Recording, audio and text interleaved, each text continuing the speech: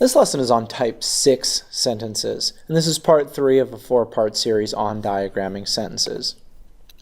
Now, once again, I'm going to go very quickly. If you're unfamiliar with part of speech and sentence elements, go back and review those lessons in Moodle or on YouTube, and make sure you understand subjects and predicates and all that. But I'm just going to burn through these for the sake of clarity and quickness, right? So type 6 sentence, super simple. All it needs to have is a subject and a predicate. Now we'll look at all kinds of other.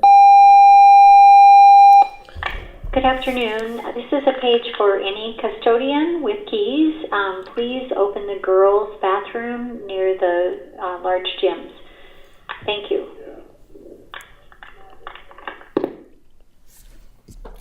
So this lesson is on type 6 sentences, and this is part 3 of a 4-part series on diagramming sentences. Now once again, I'm going to go through this very quickly. I'm assuming you know nouns and verbs and subjects and predicates and all that. If you don't know those things, if I'm going too fast for you, or you're unfamiliar with these concepts, go back and review the lessons in the Moodle on part of speech and sentence elements, or look at those videos on YouTube.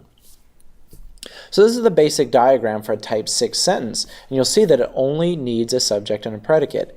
Anything else is an optional modifier for clarity, right? And so what makes these really interesting sentences is that they are intransitive verbs, right? Remember, intransitive verbs don't need a direct object. These sentences can be as short as 2 words, as we're going to see in this demonstration. Right, so this is a complete sentence. Larry jumped, right? Larry jumped. We might think this sentence is too vague. We might want to know where or how or when Larry jumped, but this is in fact a complete sentence. Right, this one's a little more elaborate, but we're going to see that it's still basically the same thing, right? Friend jumped, right? And these other 2 are just modifiers. We have a possessive pronoun modifier and an adjective modifier. So my best friend jumped. Look at another one here. My best friend jumped off of the bridge, right?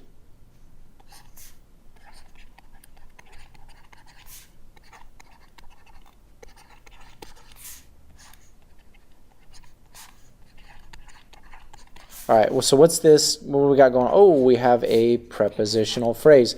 What is this prepositional phrase modifying? It's modifying jumped. It's telling where he jumped. And then this one's kind of funky. We have actually a 2-word preposition here, off of bridge, and then modifies bridge.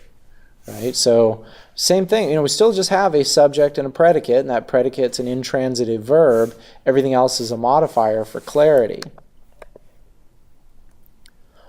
Same thing here, although it looks like we are going to have some kind of compound subject, right? So let's draw that out to get ready.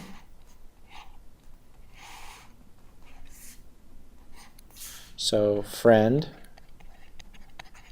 and sister. And still I'm going to have to write this really small. Best friend and my sister.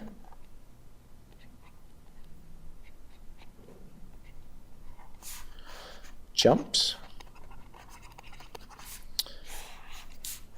Right, we've got a couple, we already know that this is a prepositional phrase, and then this is a prepositional phrase as well, right? So off of bridge the. Now look at this one here. Is this modifying bridge? No, it's modifying jumped. It's giving further information about where or how they jumped. So this is going to sit here. It is possible to have prepositional phrases that modify objects of prepositions, but we don't have that in this case. So there it is. Still the same thing though, right? Subject and predicate, which is an intransitive verb. Everything else is modifiers and giving more information about where or how they jumped, or more information about the friend or the sister. And so that's it. Lesson completed. Thanks for watching.